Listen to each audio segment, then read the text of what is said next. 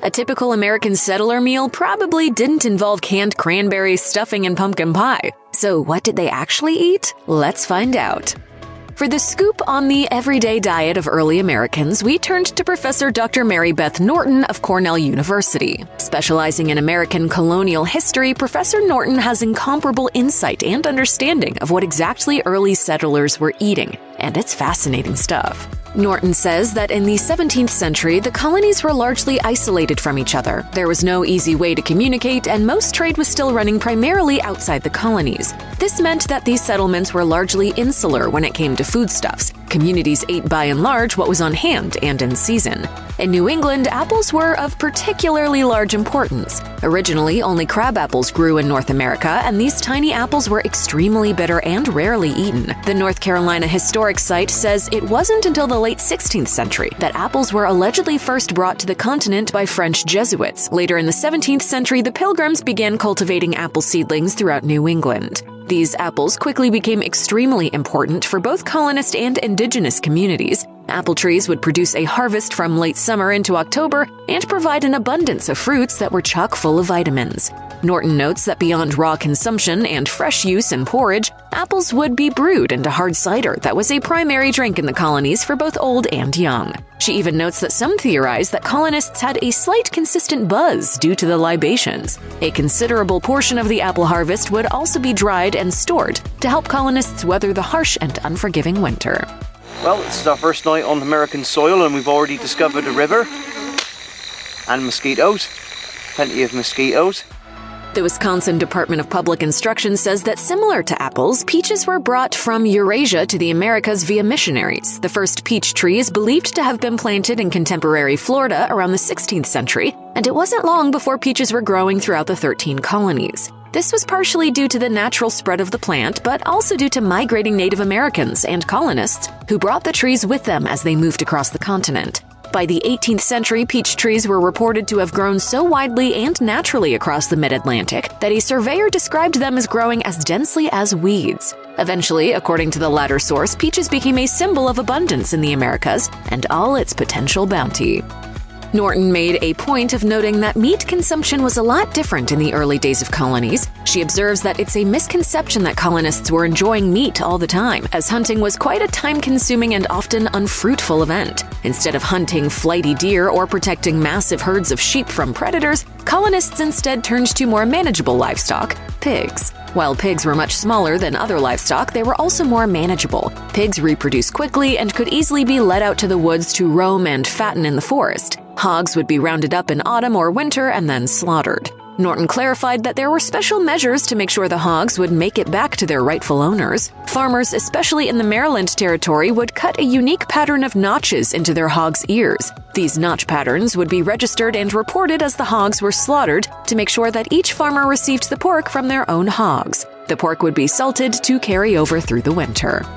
Norton says that a very important part of the colonial home was the kitchen garden. Colonists had carried seeds over with them, and while not every seed could be cultivated in the New World, the gardens that the Anglo-Americans developed were critical. A myriad of seasonal plants could be cultivated in these spaces and provide a household with a fully stocked cellar. The National Park Service further distinguishes that these garden plots weren't only intended for the kitchen, but rather were also used as spaces to cultivate seasonings and medicine. Peas were particularly popular. Blooming in early spring, they were a sweet relief from dwindling winter rations of dried apples and salted meat. Squash and beans were other important crops. According to the university, Boston earned its iconic Beantown nickname because of how indispensable beans were to the region. Of all the seeds the colonists brought over, grains were among the most important. Crucial when it comes to providing carbohydrates and energy, cultivating them was very much a critical part of survival. Notably, wheat was one of the seeds that had trouble taking to the North American climate. It's pretty hard to imagine the states without wheat, but during the early phases of the colonies, it was simply impossible. Nonetheless, bread and grains remained a major dietary staple for colonists. A grain that did flourish was rye. Though the grain was known in England, it was more popular with American colonists who turned to it to meet their carbohydrate needs as a cereal grain. Often, rye was distilled into grain alcohol, also known as rye whiskey. This not only was a way of avoiding food waste and finding a way to store grain long-term, but also provided a viable alternative to water. Whiskey is a true American staple. It's kind of like an experimental new way to consume alcohol. Son, there's no wrong way to consume alcohol. While animal husbandry wasn't quite yet widely or largely practiced in the colonies, game meat was a part of the early colonial diet. As noted by Norton, wild animals like deer and turkey were enjoyed, though catching them proved to be troublesome for many colonists. Muskets were often ineffective weapons that were hard to shoot accurately, which means meat wasn't quite the staple it would later become. She also clarifies that the turkeys caught between the 16th and 17th century were much different than modern butterballs. At the time of the early colonies, turkey ran wild and were much leaner than the ones we know today. But hunting with muskets wasn't the only method of procuring meat. Colonists would also take to catching squirrels and rabbits with snares. While these two furry forest friends may not be what we consider suitable eating nowadays, once upon a time, they were a serious part of the American diet. Have you heard of turducken? This is kind of like that, but I guess the technical term for this would be snake dog.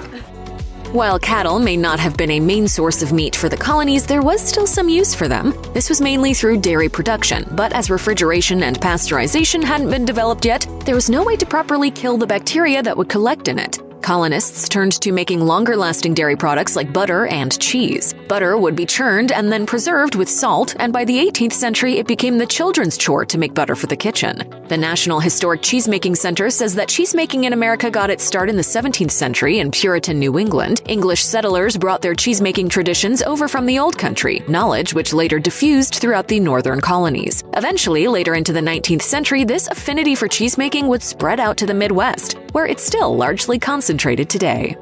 Sugar is a major part of the contemporary American diet. It's nearly impossible to avoid it nowadays. This is the amount of sugar that the average Pawnee 10-year-old consumes from soda every month. That is gross. It's gross. All that sugar? It's really... But this wasn't always the case. Early colonial America had no access to sugar, and Norton says it wasn't until the 1640s that the colonies were able to import molasses from sugar plantations in the Caribbean. But once the syrup made it to North America, it quickly became a hot commodity in colonial kitchens, much like maple syrup became an important commodity in northern settlements. The Hypotheses Recipe Project notes that, unlike other imported goods, molasses was widely available to all colonists of all socioeconomic backgrounds. Not only could molasses sweeten a porridge or baked good, but it could also help colonists reduce their calorie deficit. So popular and beloved was molasses in the colonies that it could even be used in some areas as a stand-in for money. There were many foods that came to North America via Europe and the Caribbean, but there were also foods native to North America that were just as important to the early colonists' diet. Corn was among the most indispensable. Introduced to colonizers by indigenous communities, corn was able to become a pillar of their diet and save them from starvation.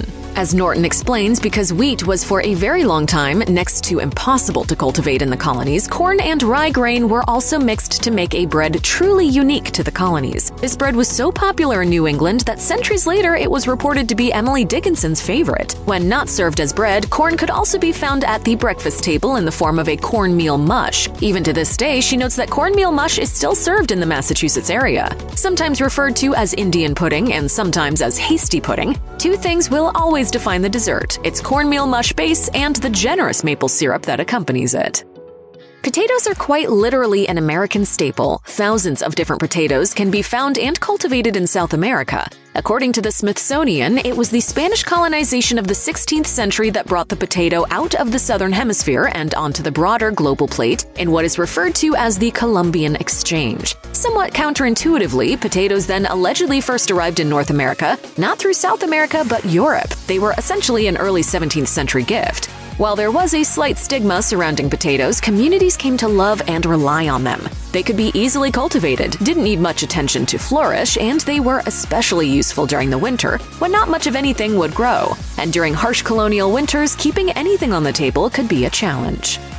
Seafood was extremely important to the 13 colonies, which were all on the Atlantic coast. As Norton says, fish was among the most essential sources of protein in early colonial history. She even mentions that European fishermen had long come to the east coast of North America before the settlements had ever formed. This had everything to do with the abundance of codfish that defined New England as far back as the 1500s. While fresh fish would be enjoyed, a lot of it was salted with preservation in mind. There were plenty of other seafood delights that were enjoyed in colonial America, though the colonists didn't always delight in eating them. American Heritage recounts tales of starving starving communities in Maryland and Virginia, forcing themselves to harvest the cornucopia of oysters from the Chesapeake Bay. What are they like? I've never had one. Why don't you just try one? Nah, they look too weird. It wasn't until the Revolutionary War that they had become a beloved food. It took much longer for lobster to be considered edible. They were originally used as field fertilizer, along with other types of fish. While early American food may seem bland, that's not the full story. It can't be denied that a lot of food centered around survival. After all, life in the colonies was hard. This doesn't mean food couldn't be comforting, however, as evidenced by the role of soups and stews in colonial American cooking. As asserted by Greenwich history, the hearth was the heart and soul of a colonial home. It provided light, warmth, and very importantly in cooler months, warm food. The reliance of settlements on soups and stews can point back to the influence of European, specifically British cuisine abroad. Interestingly, though, these soups came to be a sort of fusion between English cooking sensibilities and North American produce. Squash was particularly well suited for incorporating into soups, and split pea soup was a favorite among some communities in colonial America. It's not hard to see that soups provided a medium for other favorite foods to be further incorporated into the daily meal plan. Soups were a way to utilize harvests coming from the kitchen garden and avoid food waste, a lesson even our modern world can take away.